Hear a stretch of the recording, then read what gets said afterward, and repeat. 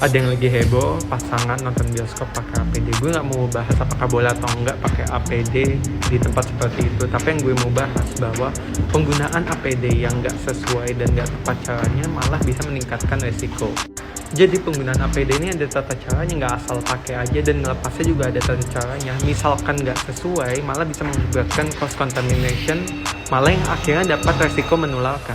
Jadi daripada nggak paham, pakailah yang semestinya dan sepatutnya aja gitu, yang kalian paham aja.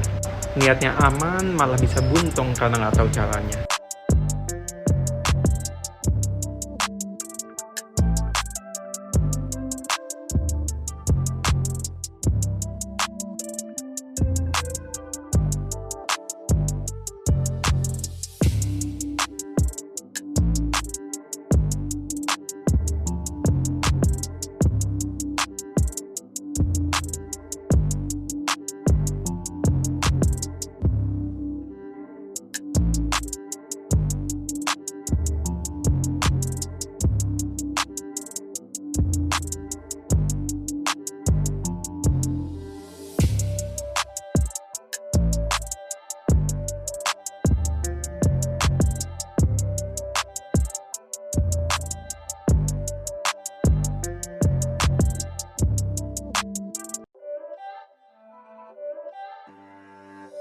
It's not a game, it's a rich thing.